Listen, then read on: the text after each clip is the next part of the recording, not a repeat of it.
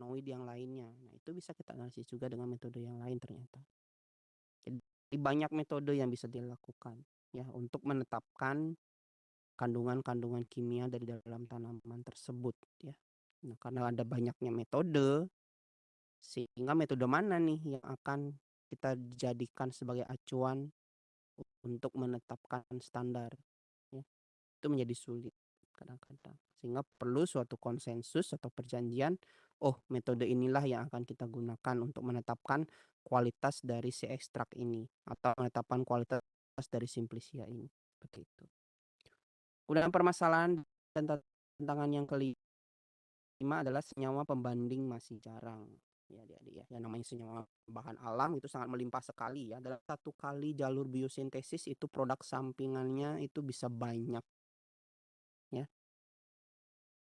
Produk sampingannya bisa banyak ya. Dalam satu simplicia itu bisa ratusan senyawa kimia yang terkandung di dalam. Nah, kalau kita ingin menetapkan semuanya itu akan sulit ya. Karena kita harus membutuhkan pembanding untuk menetapkan kadarnya. Karena dengan metode analisis yang modern dengan menggunakan instrumentasi, salah satu syaratnya adalah ada senyawa pembanding. Dan banyak senyawa pembanding dari tanaman obat itu belum diproduksi. Ya, belum diproduksi dan bisa digunakan sebagai pembanding ya. Contohnya seperti Garcinia mangostana ya atau manggis gitu ya. Nah, manggis ini dia merupakan salah satu tanaman yang menghasilkan senyawa antioksidan ya yang kita kenal sebagai alpha mangostin adik-adik. Nah, jadi untuk melakukan standarisasi terhadap ekstrak ataupun simplicia kulit buah manggis ini, kita perlu menetapkan kadar alpha mangostinnya supaya nanti efek farmakologinya itu bisa ajeg gitu ya atau reproducible berulang gitu ya. Sementara alpha mangostin ini itu belum banyak diproduksi dan diperjualbelikan sebagai standar ya atau jenis tanaman lainnya. Misalkan tanaman yang baru gitu ya. Kita menemukan ada senyawa baru begitu dan di khasiat bagus gitu ya. Nah, untuk melakukan standarisasi terhadap ini atau ekstrak ini kan kita harus melakukan standarisasi secara periodik ya. Kita perlu melakukan penetapan kadar senyawanya ya. Tapi ternyata senyawa pembandingnya ini masih belum ada. Sehingga sulit gitu ya untuk diterapkan di industri. Karena industri itu banyak ya. Bisa saja senyawanya ini ditemukan oleh institusi atau universitas A gitu ya dan ingin diaplikasikan oleh industri B, C, D dan segala macam gitu ya. Tentu saja si industri ini juga melakukan standarisasi. Dia butuh eh, senyawa standarnya, senyawa pembandingnya. Karena senyawa pembandingnya ini belum diproduksi massal gitu ya. Sulit dia untuk melakukan proses standarisasi. Kemudian proses produksi itu juga kadang-kadang menjadi permasalahan untuk mendapatkan simplicia dan ekstrak yang seragam atau terstandar gitu ya adik-adik ya. Karena kadang-kadang setiap industri atau produsen gitu ya saya katakan itu dia memiliki proses metodenya sendiri-sendiri. Ya. Misalkan dalam memproduksi ya kata saya bilang manggis saja ya gampang ya biar nggak banyak-banyak contohnya misalkan dalam memproduksi ekstrak manggis misalkan produsen ekstrak A gitu ya dia membuat ekstrak manggisnya ini dengan cara maserasi gitu ya cara yang sederhana karena memang sumber daya yang dia miliki hanya bisa untuk melakukan eh, melakukan metode ekstraksi dengan menggunakan cara maserasi. Tentu dia akan menghasilkan ekstrak juga seperti itu. Sementara ada industri lain dia membuat ekstraknya dengan cara perkolasi ya. Jadi perkolasi itu dalam membuat ekstrak dengan aplikasi proses pemanasan gitu ya. Nah, tentu saja meskipun produknya sama-sama adalah ekstrak kulit buah manggis ya, tapi dengan proses pembuatan ekstrak yang berbeda, itu tentu saja akan mempengaruhi mutu dan kualitas dari ekstrak tersebut ya. Yang satu dengan cara maserasi, dengan cara yang dingin gitu ya, Adik-adik, sama sekali tidak ada aplikasi panas. Sementara dengan cara perkolasi, itu ada aplikasi panasnya. Tentu saja itu akan mempengaruhi stabilitas dari senyawa kimia yang terdapat di dalam ekstrak buah manggis tersebut. Ya, jadi proses produksi yang berbeda-beda itu juga akan mempengaruhi keseragaman dari produk yang dihasilkan ya. Dalam hal ini adalah ekstrak dan juga simplicia sebagai bahan baku herbal.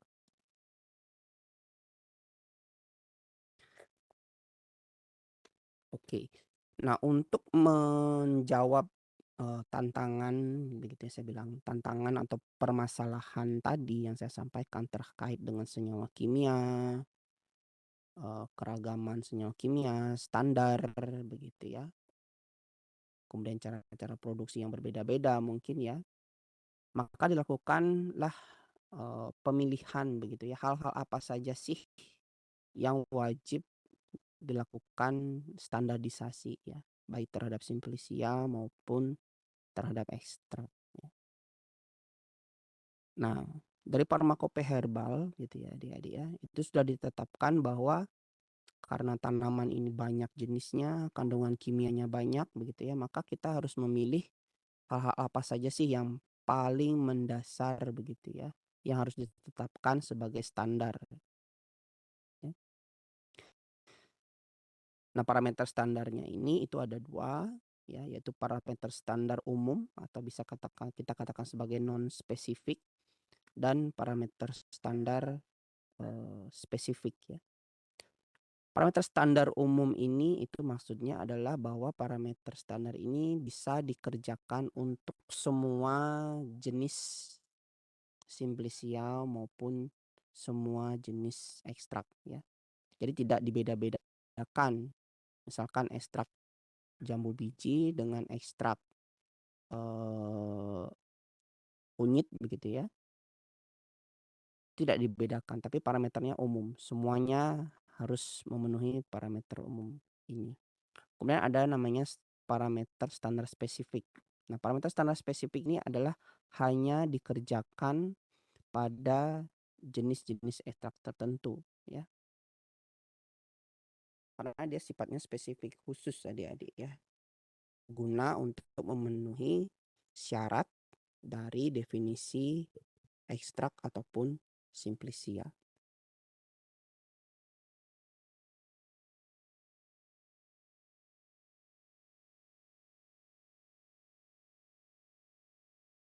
Nah, standarisasi sendiri kalau kita lihat definisinya ya adik-adik ya, secara kefarmasian itu merupakan serangkaian parameter ya. Jadi ada parameter ya, hal yang harus dicapai gitu ya. Kemudian prosedur dan cara pengukuran yang hasilnya merupakan unsur-unsur terkait dengan paradigma mutu kefarmasian ya. Mutu di sini artinya adalah syarat standar, yaitu syarat kimia, syarat biologi, dan syarat kefarmasian ya. Jadi syarat kimianya itu misalkan syarat kandungan kimianya gitu ya. Kemudian syarat biologi itu terkait dengan cemaran, identitas apa namanya? Mikroskopik misalkan seperti itu. Kemudian farmasi ya. Ini adalah standar ketika bahan baku herbal ini sudah mengalami proses formulasi.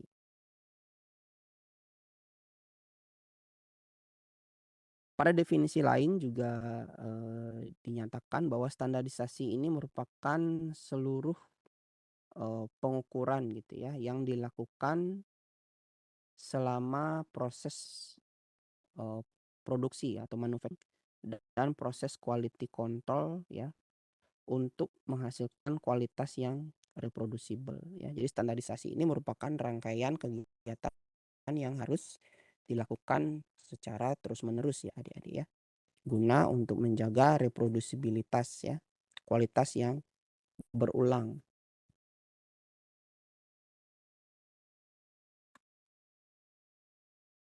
Nah, adapun tujuan dari standarisasi ini yaitu adalah tentu saja adalah menjamin bahwa produk akhir ya, baik dia berupa obat, berupa berupa ekstrak atau produk ekstrak gitu ya, mempunyai nilai parameter tertentu yang konstan atau ajak ya.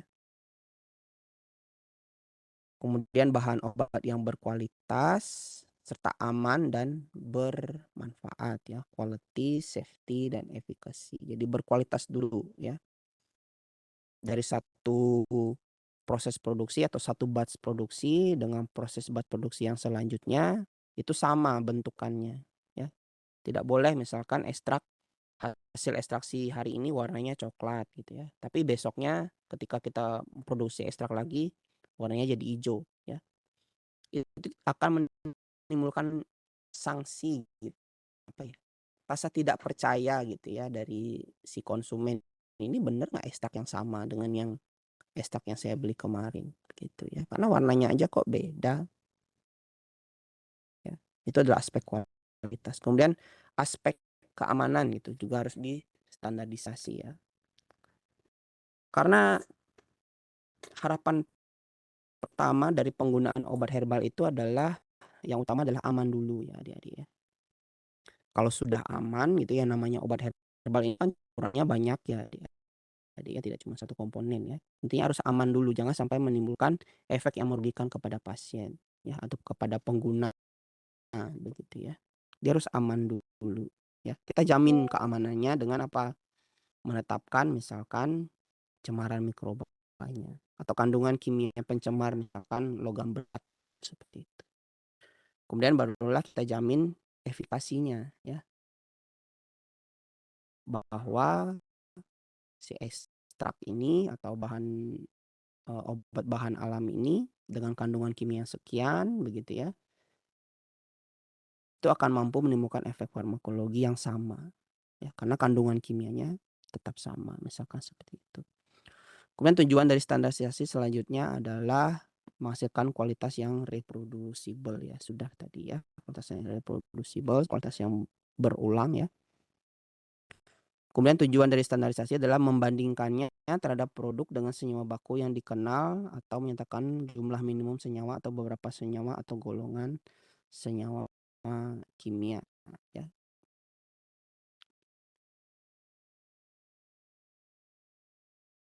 Jadi misalkan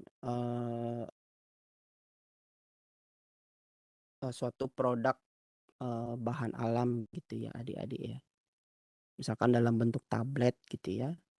Dia bisa menimbulkan efek farmakologi ketika dia mengandung senyawa kimia aktifnya ya, itu senyawa A saya katakan seperti itu. Ketika kandungannya adalah 5-10% gitu ya. Nah, kalau misalkan industri ini ingin dibantu gitu ya proses produksinya oleh produsen yang lain gitu ya, atau maklon gitu istilahnya. Jadi kita minta tolong lah kepada industri yang lain untuk bikinin nih, bantu dong bikinin tablet saya nih karena di pabrik saya nih udah overload gitu. Ya udah overload karena udah nggak bisa memenuhi, misalkan pabrik saya cuma bisa bikin 1.000 aja. Sementara permintaan pasar itu 1.500 misalkan. Jadi yang 500 ini kita mintain tolong kepada produsen yang lainnya untuk bantu bikinin. Nah, di situ supaya kriteria si produsen pertama ini bisa terpenuhi, kita harus lakukan standarisasi di produsen maklon itu tadi yang akan memproduksi 500 sediaan itu ya. Cara pembuatannya, proses pembuatannya, kemudian hasil produknya juga harus disamakan gitu ya. Jadi harus dibandingkan produk dengan senyawa bakunya yang dikenal itu. Oke, dari tadi saya bicara tentang mutu, lalu apa sih itu mutu ya? Mutu itu adalah memenuhi syarat standar ya. Bisa kimia, biologi maupun farmasi. Terbentuk jaminan terhadap stabilitas sebagai produk kefarmasian ya. Jadi selain kandung kimianya tetap, kemudian cemaran faktor biologinya juga tetap, kemudian syarat kefarmasiannya terpenuhi ya. Sediaan yang bermutu itu adalah dia wajib stabil ya adik-adik. Jadi harus misalkan Kaltrak ataupun Simplisia itu tentu saja yang mempengaruhi stabilitas adalah cara penyimpanannya ya. Jadi cara penyimpanannya itu juga harus dilakukan standarisasi ya. Wadahnya yang paling bagus apa? Apakah wadahnya harus kedap, gelap, gimana ya. Kita harus jamin itu adik-adik. Harus dilakukan standar ya. Standarnya gimana? Standar penyimpanan ya. Kemudian produk akhirnya yaitu obat ekstrak atau produk-produk ekstrak itu mempunyai nilai parameter yang konstan ya. Itu tujuan akhir. Nah, lalu kita bicara tentang standar. Apa yang wajib menetapkan standar dari obat bahan baku herbal ataupun sediaan farmasi itu? Kira-kira ada yang mau berpendapat enggak? Siapa sih yang wajib menetapkan standar itu?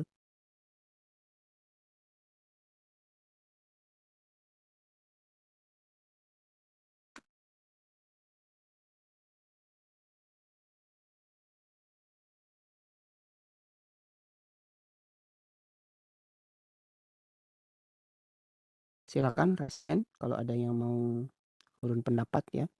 Siapa sih yang harus menetapkan standar?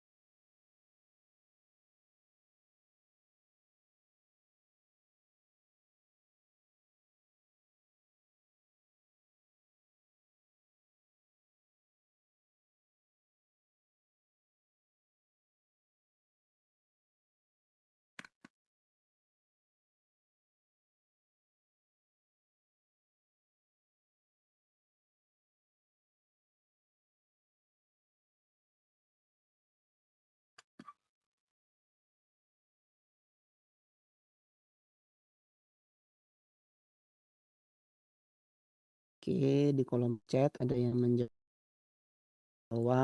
netel Bepom katanya. Mungkin yang lainnya ada?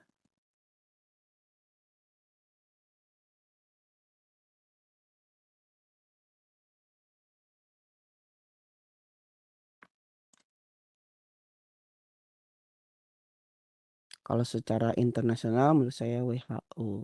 Oke,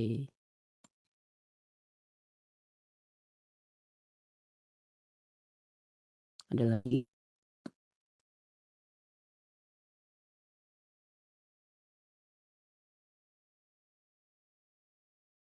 Kalau industri gitu ya, dia bisa nggak buat standar sendiri?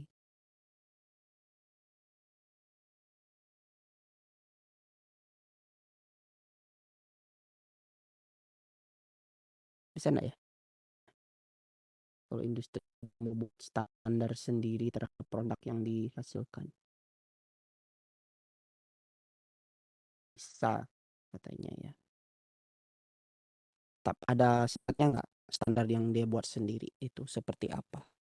Harus gimana sih standar yang dia buat? Harus sejalan dengan standar nasional, standar internasional, lebih longgar dari standar nasional atau internasional.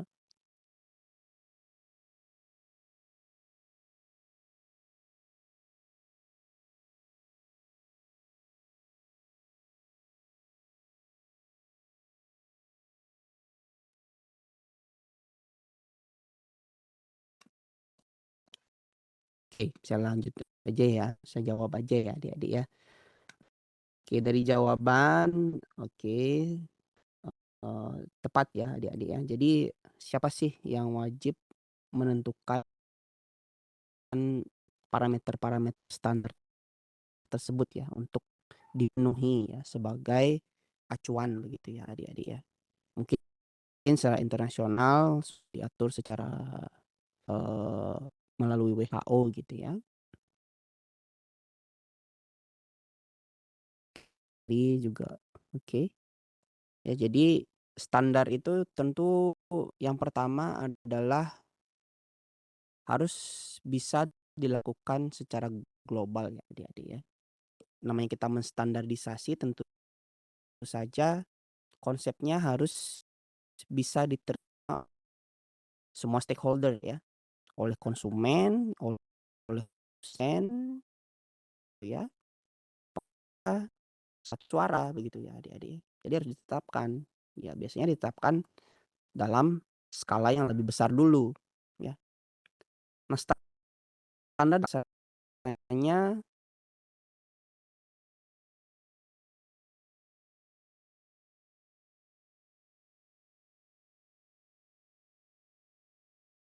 dibuat kriteria yang misalkan saya katakan ekstrak, boba gitu ya.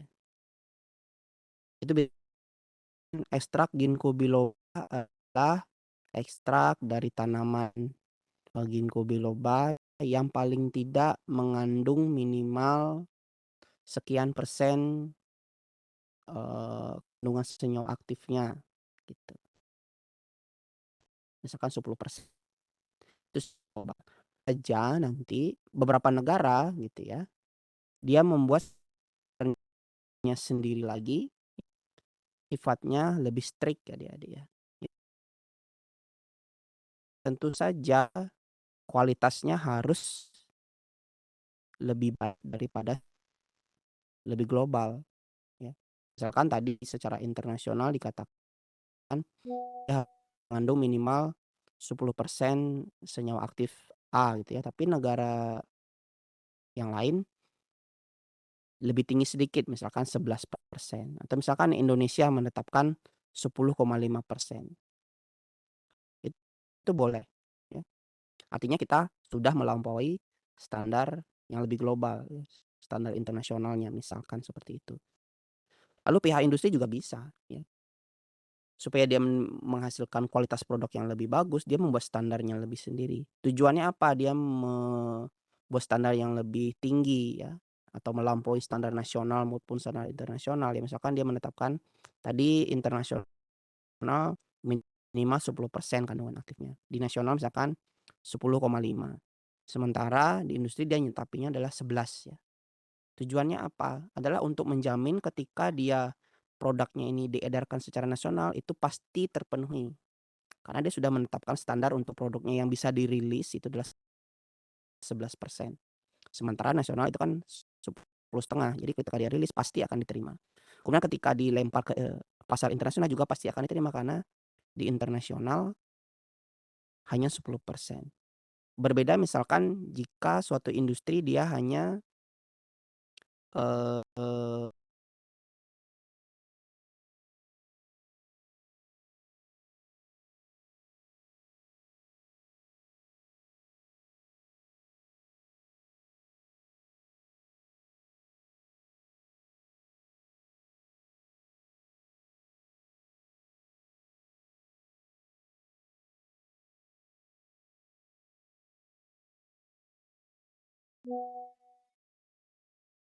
stabil ya dia. Sangat rentan terjadinya degradasi karena faktor misalkan penyimpanan, distribusi, dan segala macam yang kita tidak tahu gitu ya di luar proses produksi itu kayak gimana proses, distribusinya, penyimpanannya di toko-toko atau segala macam tempat sarana pelayanan itu bisa jadi terdegradasi senyawa aktif bisa turun. Nah kalau nanti dilakukan sampling terhadap produk kita, ternyata terdegradasi loh ini. Misalnya ternyata yang terdeteksi bukan 10, bukan 10,5 gitu ya, tapi, turun menjadi 10,4 ya. Tentu saja ini sudah di bawah dari rentang yang ditetapkan oleh standar nasional ya. Sehingga produknya itu menjadi tidak memenuhi standar dikatakan. Berbeda dengan industri yang menetapkan standarnya lebih tinggi ya, misalkan tadinya 11. Nah, kalaupun ada terdegradasi, misalkan terdegradasi satu sekian persen, 0,1% ya, dari 11 itu kan kalau diterdegradasi 0,1% jadinya, 10,9 dan itu masih memenuhi standar minimal yang ditetapkan nasional yaitu 10,5 seperti itu. Ya jadi kita harus ada spare gitu ya adik-adik ya, dalam menetapkan standar Itu supaya nanti kalau ada apa-apa produk kita ketika beredar di pasaran, kita lakukan sampling, kita harus aware adanya proses degradasi, penurunan kualitas yang sedikit gitu misalkan, tapi harus tetap memenuhi kriteria standar ditetapkan oleh standar nasional maupun internasional, begitu ya. Jadi industri juga bisa ya, asalkan adalah standar yang ditetapkan harus lebih baik gitu ya, dibandingkan dengan standar yang sifatnya lebih global. Jangan sampai nanti nasional mensyaratkan minimal 10,5, industrinya netapin, "Udah 10 aja lah, ikut internasional," ya nggak bisa. Kita nggak bisa ngedarin produk kita di skala nasional, mungkin di internasional di negara lain itu bisa, ya. Lalu siapa yang wajib melakukan standarisasi?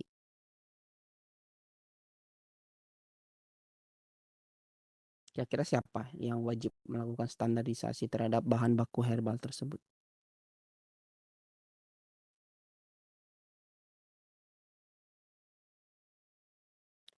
Apakah semua produsen obat tradisional itu wajib melakukan standarisasi?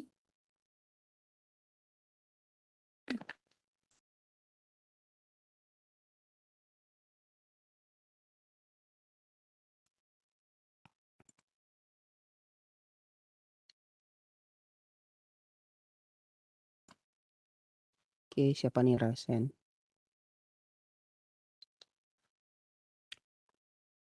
Raditya Wicaksana, silakan.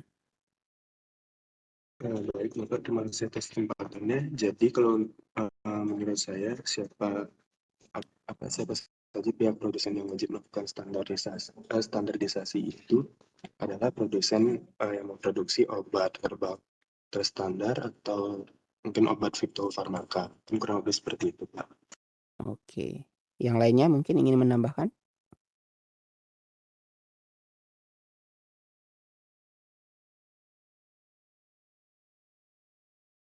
Atau sepakat dengan jawaban dari temannya?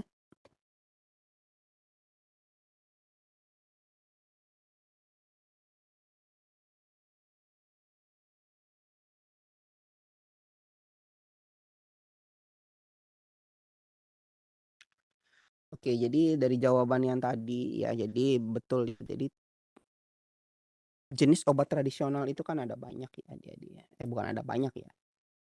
Ada 3 tingkatan ya bisa saya katakan ya, dia. Yang pertama itu ada jamu, kemudian ada obat herbal terstandar, kemudian terakhir adalah fitofarmaka. Nah, apakah lalu semua produsen dari obat tradisional ini harus memenuhi atau melakukan standarisasi? Ya tidak ya. Kalau dia industrinya adalah skalanya obat tradisionalnya adalah jamu, ya tentu saja dia tidak harus ya, dia karena memang jamu itu tidak dipersyaratkan ya untuk memenuhi kriteria standar. Yang wajib adalah obat herbal terstandar dan fitofarmaka ya, dari namanya saja udah jelas ya, dia obat herbal terstandar, jadi harus lakukan proses standarisasi. Lalu bedanya apa antara obat herbal terstandar dengan fitofarmaka yang distandarisasi? Kalau obat herbal terstandar yang distandarisasi adalah hanya pada bahan bakunya saja ya. Bahan baku itu wajib distandarisasi ya. Jadi simplicianya harus distandarisasi, misal ya, kalau misalkan contohnya obat herbal terstandar itu, Kiranti misalkan ya, dia. Misalkan dia mengandung kunyit, jadi kunyitnya harus distandarisasi dulu. Misalkan dia mengandung sirih, jadi simplicia sirihnya juga harus distandarisasi, atau ekstrak sirihnya juga harus dilakukan standarisasi. Tapi produk Kirantinya yang sudah dikemas dalam bentuk sediaan cairan, botolan, itu tidak wajib dilakukan standarisasi ya. Sementara kalau farmaka itu wajib ya, wajib dilakukan standarisasi karena ini grade-nya fitofarmaka ini sudah sejajar gitu ya dengan obat kimia sintetik atau obat konvensional adik-adik ya. Karena dia sudah bisa diresepkan oleh dokter dan sudah melalui proses tahapan uji klinis ya. Sehingga bahan bakunya baik berupa simplicia maupun ekstrak itu wajib dilakukan standarisasi dan produk jadinya pun harus terstandar.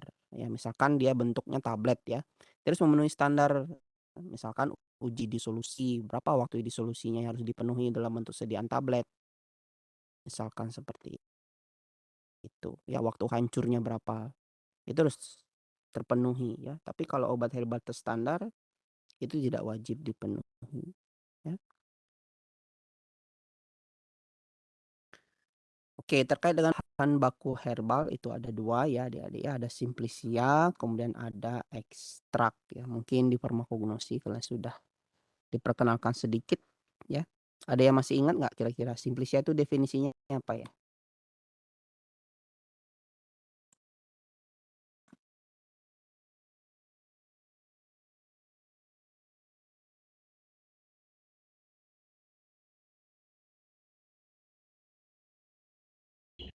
Izin menjawab, Bapak. Yuk silakan. Siapa nih? Perkenalkan, saya Yudhistira dengan NIM Oh ya, akhir jadi 62. silakan. Jadi Simplicia menurut saya itu merupakan olahan dari sebuah bahan alam, itu dapat berupa tanaman Ya. dari hewani dan juga mineral yang mengalami proses pengeringan tapi belum mengalami proses pengolahan lebih lanjut, Bapak. Oke ya. Kecuali dinyatakan lain merupakan bahan yang sudah dikeringkan ya. Jadi Simplicia itu boleh segar adik-adik ya. Karena kecuali dinyatakan lain dia harus kering ya. Kalau misalkan kita bilangnya Simplicia segar, ya boleh dalam bentuk segar tidak kering ya. Lalu ekstrak apa? Yang lainnya mungkin? Izin menjawab, Pak. Yuk silakan. Eh, Siapa ini? saya Nurat dari NIM 2, Pak. Oh ya, Nada Ningsih. Silakan. Ekstrak itu adalah sediaan kering, kental, atau cair yang diperoleh dengan ekstraksi senyawa aktif dari Simplicia, baik itu Simplicia nabati atau hewani, menggunakan suatu pelarut yang sesuai. Sekian, Pak. Oke ya. Jadi adalah produk penyaringan ya menggunakan pelarut yang sesuai ya adik-adik. Nah, dalam memproduksi ekstrak itu juga beda-beda ya adik-adik ya. Karena pelarut itu ada banyak macamnya, ada air, ada alkohol, kemudian ada hidrokarbon.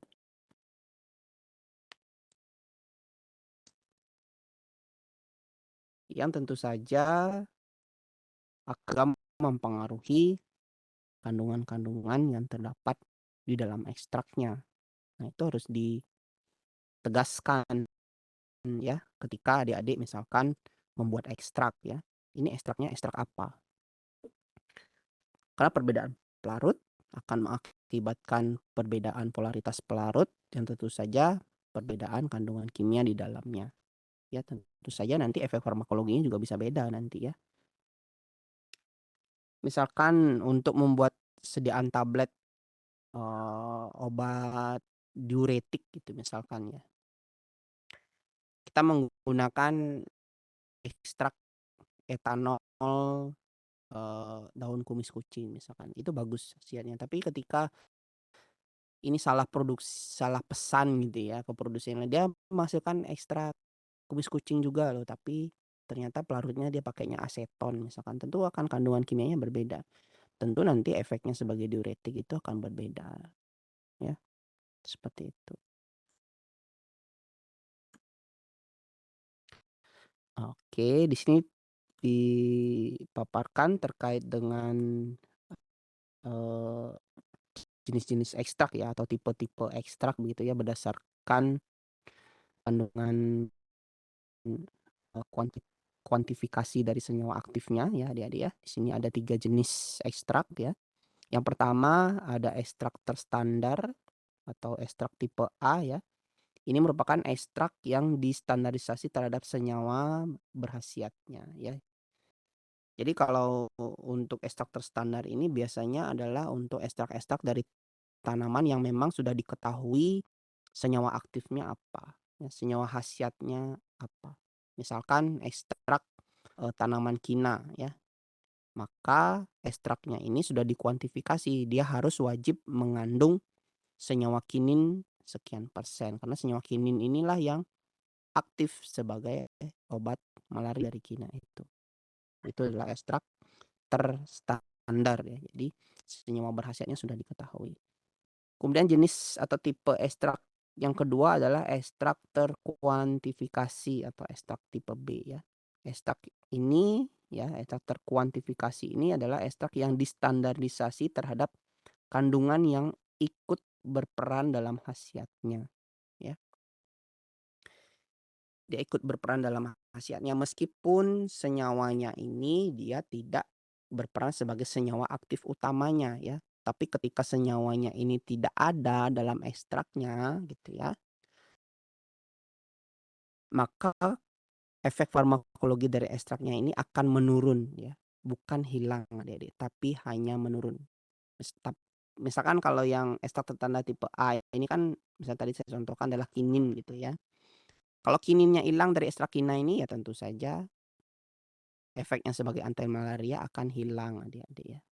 Tapi kalau untuk ekstrak yang terkuantifikasi ini ya, misalkan gitu ya, saya katakan apa ya, kasih contoh agak susah nih.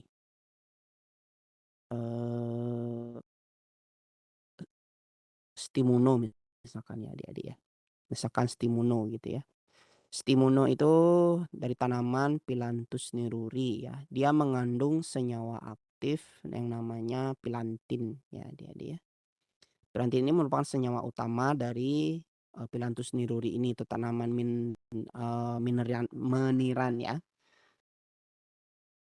Tapi senyawa pilantin ini agak susah gitu ya adik-adik ya untuk dicari untuk dijadikan sebagai standar gitu ya. Maka kadang-kadang proses standarisasi untuk ekstrak maupun simplisia dari meniran ini itu digunakan senyawa lainnya yang juga berperan sebagai peningkat sistem imun ya, selain si pilantin ini ya, misalkan flavonoid gitu ya. Karena flavonoid juga terkandung di dalam ekstrak maupun simplisia dari meniran ini ya. Maka kuantifikasinya dilakukan terhadap kandungan flavonoidnya ya. Misalkan flavonoid total sebagai rutin atau sebagai quercetin gitu ya. Meskipun nanti ekstrak dari menirannya ini tidak mengandung flavonoid gitu ya, tapi dia tetap memiliki efek sebagai imunostimulan ya, peningkat sistem imun ya. Hanya saja dia efeknya mungkin akan lebih rendah dibandingkan kalau tidak ada senyawa flavonoid seperti itu ya. Itu yang ekstrak terkuantifikasi ya. Jadi dia itu distandarisasi bukan menggunakan senyawa aktifnya ya, tapi menggunakan senyawa lain, tapi senyawa lainnya ini adalah wajib ikut berperan aktif ya atau menyumbangsihkan gitu ya terhadap efek farmakologinya ya. Kemudian ada ekstrak yang ketiga atau yang tipe C atau yang disebut sebagai ekstrak lain, itu adalah ekstrak yang distandarisasi terhadap senyawa penuntunnya ya. Meskipun senyawanya ini secara farmakologi itu tidak diketahui efeknya atau yang digunakan adalah sebagai senyawa marker gitu ya.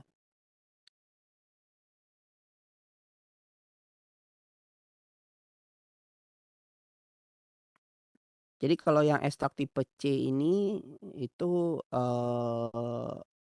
tidak diketahui gitu ya adik-adik ya, senyawa yang berkhasiatnya apa sih atau senyawa pendukung khasiat yang terdapat dalam ekstraknya itu apa ya. Tapi kita ketahui bahwa ekstrak dari tanaman ini itu ciri khasnya adalah senyawa ini. Nah, senyawa ini itu bisa kita jadikan sebagai pedoman untuk melakukan standarisasi ya adik-adik ya. Meskipun si senyawa ini tidak ada kontribusinya sama sekali terhadap efek farmakologinya. Seperti itu. Yaitu adalah ekstrak tipe C. Yang standarisasinya adalah tipe C ya. Nah, ini contoh-contohnya ya adik-adik, misalkan ekstrak terstandar atau tipe A, itu contohnya misalkan daun digitalis atau dari tanaman digitalis folium. Ini dipersyaratkan dia mengandung glikosida digitalis sampai 5% ya. Ini sudah diketahui ya. Jadi daun digitalis ini kan dia digunakan sebagai tonik jantung gitu ya atau obat jantung ya. Nah, yang berhasil adalah glikosida jantungnya atau glikosida digitalisnya. Jadi ini yang dikuantifikasi ya. Ini harus distandarisasi. Jadi harus mengandung 5% dalam ekstraknya, maka bisa dikatakan ekstraknya ini memenuhi standar. Kemudian ekstrak dari tanaman sena ya. ini sudah pernah saya bahas di farmakognosi, tanaman sena ya. Ini dia distandarisasi harus mengandung 55-8% glikosida antrasena ya, hidroksiantrasen ya, dihitung sebagai senosida. Jadi ini memang senyawa aktifnya ya si senosida ini ya, sebagai pencahar begitu adik-adik. Atau dari tanaman belladonna ya, ekstrak belladonna, Atropa belladonna, dia wajib mengandung senyawa alkaloid yaitu hiosiamin yaitu 0,95 sampai 1,05% ya. Jadi hiosiamin ini adalah sebagai antispasmodik ya, obat anti kram dari ekstrak belladonna ini. Jadi memang dia yang ditetapkan kadarnya, harus distandarisasi. Sementara kalau ekstrak terkuantifikasi, nah ini dia kandungannya banyak ya. Misalkan contohnya adalah ekstrak ginkgo biloba dari daun gitu ya. Dia diketahui mengandung flavonoid ya, berupa flavon, flavonol glikosida, biflavonoid, glikosida flavonol terasetilasi, kemudian ada terpen lakton ya. Nah, ginkgo biloba ini kan dia apa ya, meningkatkan daya ingat ya, mencegah kepikunan gitu ya. Tapi kita nggak tahu yang mana sih yang berperan utama gitu ya. Jadi ya wis lah, kayaknya semuanya ini ikut berperan loh dalam menimbulkan efek meningkatkan daya ingat itu ya, mencegah Alzheimer itu gitu ya. Sehingga dipersyaratkan harus dia mengandung flavonoid total sekian, mengandung terpen lakton sekian ya, meskipun kita nggak tahu yang mana yang paling utama ya. Tapi kalau misalkan kadar dari flavonoidnya kurang dari angka ini atau terpen laktonnya kurang dari angka ini, itu efek sebagai peningkat daya ingatnya itu ya, itu bisa menurun kayak gitu ya. Kemudian ini ekstrak yang tipe C atau ekstrak lain, contohnya adalah senyawa yang bertanggung jawab terhadap aktivitasnya tidak diketahui ya. Maka diperlukan marker untuk dilakukan kontrol kualitasnya ya. Contohnya seperti Crataegus ya, yang bagian atas tanahnya. Kemudian ada Passiflora incarnata, ini belum diketahui ya senyawa aktifnya apa. Yang diambil adalah di bagian aerialnya atau di atas tanahnya gitu ya. Harus dilakukan uji standarisasi secara kualitatif maupun kuantitatif ya, baik menggunakan KLT maupun menggunakan kuantitatif dengan spektrofotometri maupun HPLC atau KCKT sidik jari ya adik-adik ya. Nah, ini harus dibandingkan dengan senyawa baku yang lainnya ya. Padahal senyawa bakunya ini belum tentu dia ada di tanaman Passiflora incarnata ini ya, tapi dia dijadikan sebagai acuan standar. Dia harus memiliki pola kromatogram yang sama di setiap produksinya, misalkan seperti itu. Nah, lalu faktor-faktor apa sih yang mempengaruhi parameter standar dari herbal atau simplisia ya? Pertama ada kesahihan tanaman ya. Jadi tanaman di alam liar itu mirip-mirip bentuknya adik-adik ya. Misalkan tadi saya ambil contoh Phyllanthus gitu ya. Phyllanthus ini dari genus Phyllanthus ini banyak spesiesnya ya. Ada niruri, ada Phyllanthus yang lainnya kayak cermai gitu ya. Kemudian ada jenis yang lain tuh dia bentuknya ada yang mirip bentuk tanamannya. Jadi kalau misalkan salah ambil tanaman gitu ya, karena dia bentuknya mirip, itu tentu saja akan mempengaruhi parameter standarnya ya. Kemudian ada faktor genetik ya. Kadang-kadang tanaman itu dia bisa mengalami modifikasi genetik ya, apalagi untuk tanaman-tanaman dari hasil produksi kultur jaringan gitu misalkan, sudah ada rekayasa genetiknya atau GMO ya, genetic modified organism gitu ya.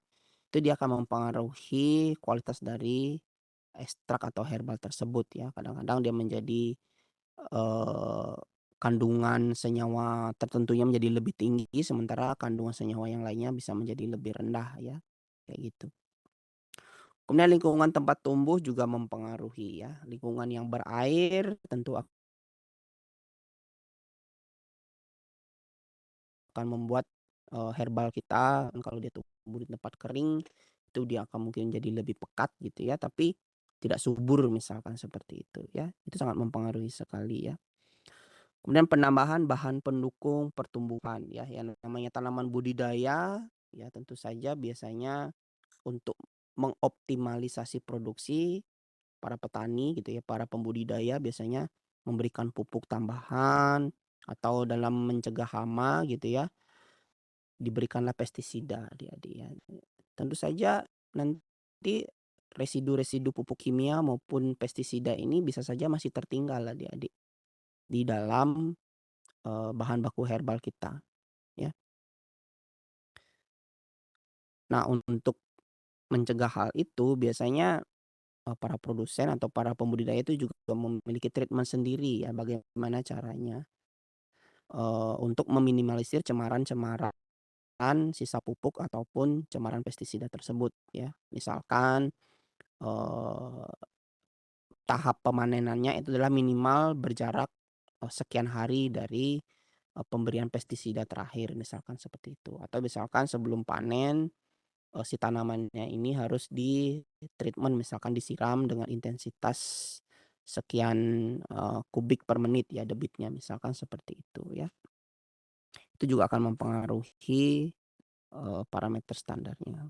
Kemudian waktu panen dan umur panen tanaman ya, tadi mungkin di awal sudah sempat saya jelaskan. Apakah meskipun tanamannya sama, spesiesnya sama, genetiknya sama gitu ya, tapi umur panennya tidak tepat gitu ya, tentu saja kandungan kimia di dalamnya akan bisa berbeda ya. Ada tanaman yang baik dipanen pada pagi hari, ada yang baik diambilnya misalkan pada malam hari, misalkan seperti itu ya. Itu juga akan mempengaruhi. Kemudian bagaimana penanganan pasca panennya ya. Di penanganan pasca panen ini kan rangkaiannya banyak sekali ya, seperti yang sudah adik-adik lakukan saat praktikum kemarin ya. Dari pengumpulan bahan baku, cara panennya ya, misalkan menggunakan alat otomatis atau secara manual gitu ya, tentu akan berbeda. Misalkan kalau proses pemanenannya dilakukan secara otomatis menggunakan mesin, tentu saja nanti bagian tanaman yang dipetik itu biasanya whole plant gitu ya, adik-adik. Semua bagian tanaman itu terambil ya, karena menggunakan mesin, jadi semuanya dipotong. Tapi kalau secara manual itu kan lebih selektif ya, lebih selektif, mana yang bagus itu diambil, misalkan seperti itu. Kemudian dilakukan sortasi basah, pemilahan ya, kemudian pencucian, perajangan, pengeringan, sortasi kering, kemudian pengepakan dan penyimpanan juga harus diperhatikan ya, adik-adik ya. Karena ini mempengaruhi kandungan senyawa aktif, kemudian stabilitasnya ya. Kalau penyimpanannya dalam wadah yang lembab ya tentu saja akan meningkatkan risiko terjadinya mikroba ya. Hasil ekstrak kita atau herbalnya kita ditumbuhi jamur, ya udah kualitasnya turun. Kandungan senyawa kimianya bisa terdegradasi di dalamnya gitu ya. Atau misalkan ternyata senyawa kimia yang terkandung di dalamnya itu dia, foto instabil gitu ya, tidak stabil terhadap adanya paparan cahaya, maka kita wajib menggunakan wadah atau pengepakan yang kedap terhadap cahaya atau mudah teroksidasi misalkan seperti itu. Harus menggunakan wadah yang kedap udara supaya mencegah terjadinya proses oksidasi.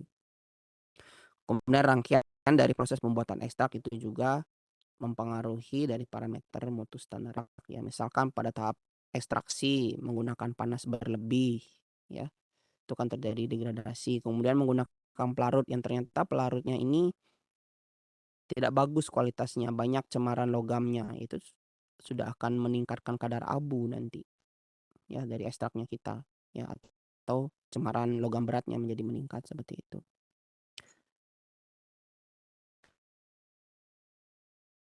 Ya. Ini beberapa acuan standarisasi herbal ya yang mungkin,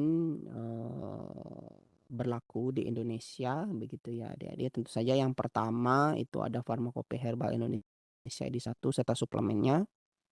Kemudian Farmakope Herbal Indonesia edisi 2 tahun 2017 ya. Jadi tapi tidak semua, tanaman itu sudah terangkum di dalam Farmakope Herbal ini ya adik-adik ya. Karena ini sifatnya masih baru, jadi belum semua tanaman obat yang sudah beredar gitu ya sebagai obat herbal di Indonesia itu ada di Farmakope Herbal Indonesia ini ya, mungkin banyak yang belum ada. Sehingga kita bisa mengacu pada kompendia-kompendia yang lainnya, misalkan menggunakan Materia Medica ke luar negeri ya, misalkan British Herbal Pharmacopoeia European Pharmacopoeia, Chinese Pharmacopoeia ya, kemudian TCM Monograph, Ayurvedic Pharmacopoeia di India, atau menggunakan WHO ya. Tapi tidak semua juga tanaman-tanaman yang terdapat di monograf WHO itu tumbuh di Indonesia ya, digunakan di Indonesia. Ya, tapi kalau obat-obat import gitu tentu saja banyak ya. Contohnya Echinacea gitu ya. Echinacea itu kan banyak di apa ya? Misalnya membuat imbus ya dia ya, meningkatkan sistem imun ya, selain Stimuno. Itu dia mengandung Echinacea. Echinacea ini tidak dibudidayakan di Indonesia sehingga di Farmakopoeia Herbal Indonesia itu tidak tercantum Echinacea ini ya. Dia adalah produk atau tanaman dari luar negeri ya, sehingga untuk standarisasinya kita tidak memiliki acuan standar. Sehingga kita harus mengacu pada standar-standar atau kompendia di luar negeri. Misalkan kalau di WHO Monograph ada, maka kita acuannya adalah di sana.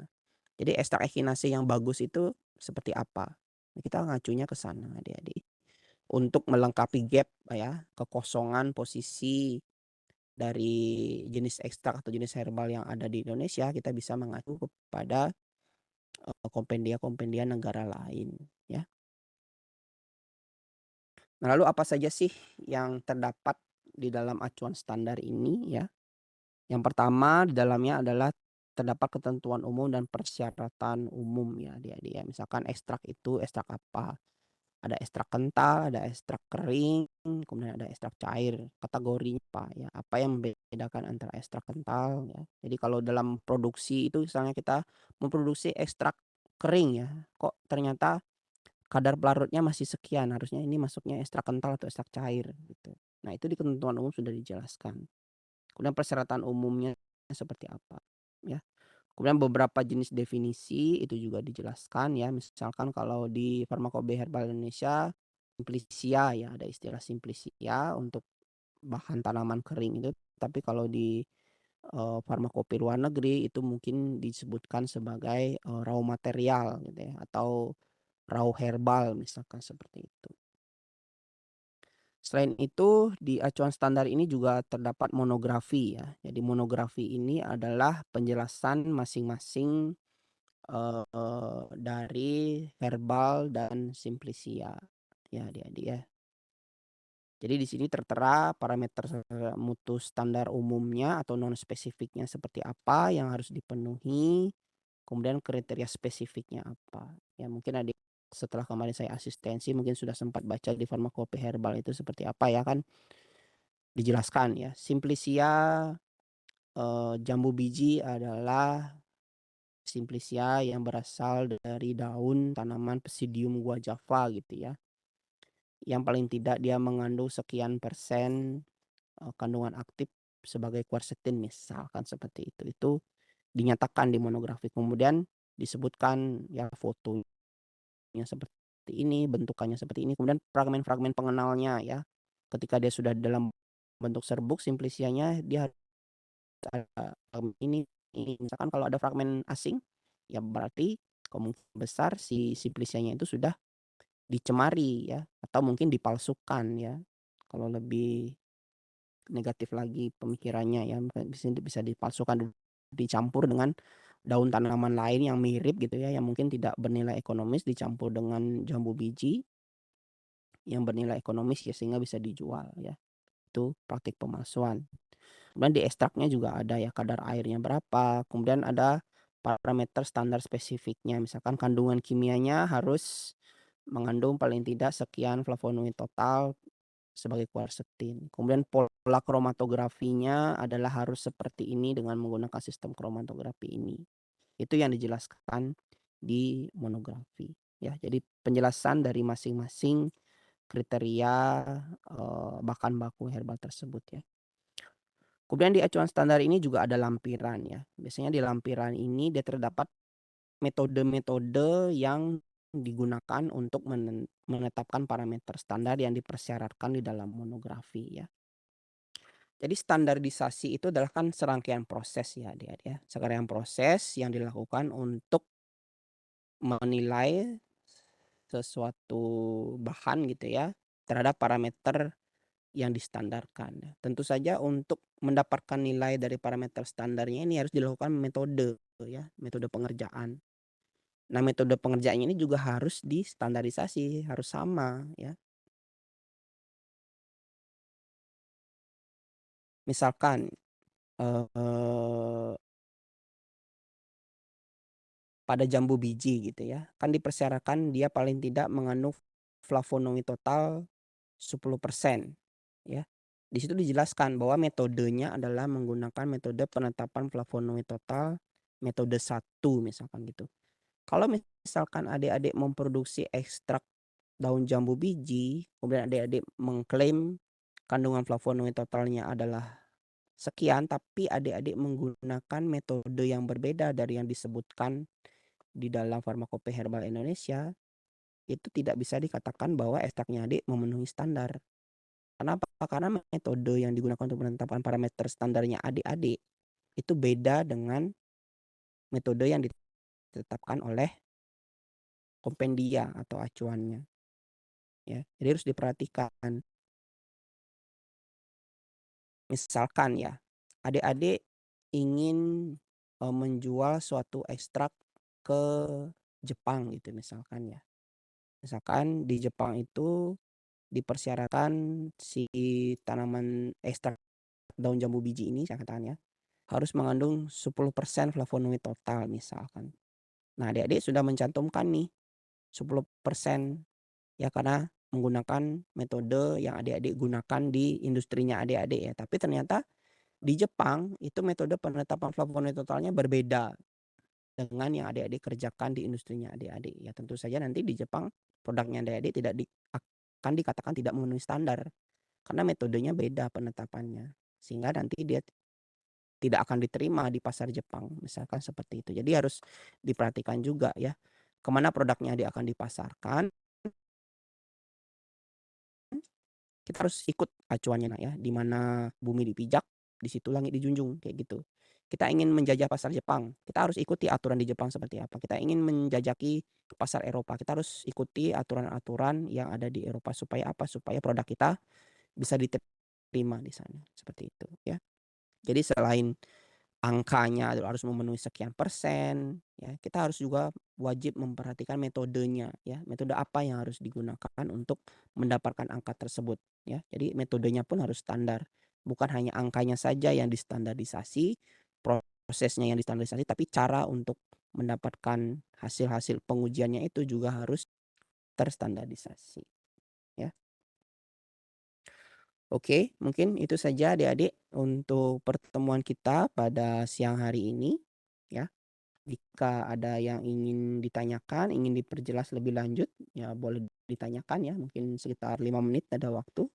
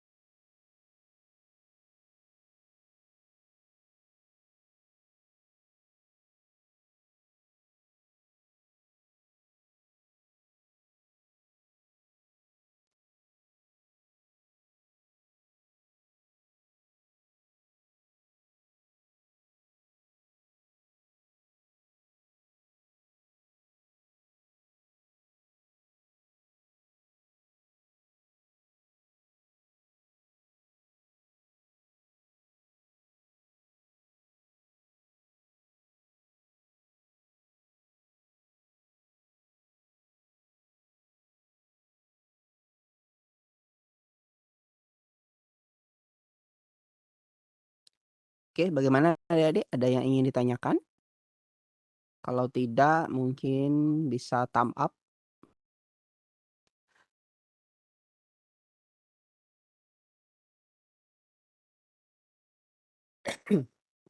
Oke, mungkin karena sebagian besar udah thumb up ya adik-adik ya, jadi mungkin sudah cukup ya penjelasan dari saya, tapi jika nanti suatu saat adik-adik punya pertanyaan, boleh ditanyakan langsung kepada saya ya jika ketemu atau via Korma ya, adik-adik ya. Oke adik-adik, untuk pertemuan hari ini akan saya akhiri ya. Terima kasih atas perhatian adik-adik. Selamat melanjutkan aktivitas ya. Sampai bertemu lagi di pertemuan selanjutnya. Selamat siang. Terima kasih, Pak. Selamat siang.